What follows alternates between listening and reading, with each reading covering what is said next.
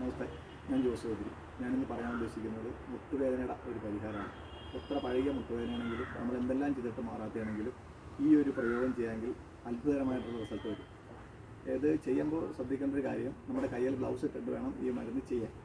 ഇതിനകത്ത് പ്രധാനപ്പെട്ട മരുന്ന് കൊടുവേലിയാണ്. അപ്പോൾ ഈ കൊടുവേലി ഞാൻ ഒന്ന് കാണിച്ചു തരാം. ഇതാണ് കൊടുവേലി. ഇത് പല സൈസ് കൊടുവേലിയുണ്ട്. വെള്ളക്കൊടുവേലിയുണ്ട്, ചുമലക്കൊടുവേലിയുണ്ട്. ഇത് ചുമലക്കൊടുവേലിയാണ്. ഇതിൻ്റെ കിഴങ്ങാണ് നമുക്ക് ആവശ്യമുള്ളത്.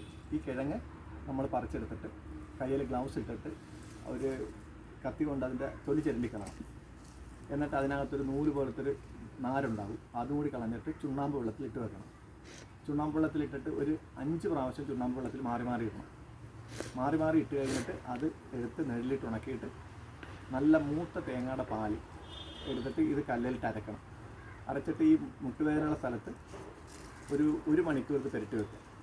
ഒരു 10 ദിവസം അടുപ്പിച്ച് ചെയ്യാമെങ്കിൽ ഏത് സൈസ് ഏത് രീതിയിലുള്ള മുട്ടുവേദനയാണെങ്കിലും അത്ഭുതകരമായിട്ടുള്ള റിസൾട്ട് വരും. നിങ്ങൾക്കൊന്ന് പരീക്ഷിച്ച് നോക്കാവുന്നതാണ്. പക്ഷേ ചെയ്യുമ്പോൾ നിർബന്ധമായിട്ടും കയ്യിൽ ഗ്ലൗസ് ഇട്ടിട്ടേ ചെയ്യാവൂ.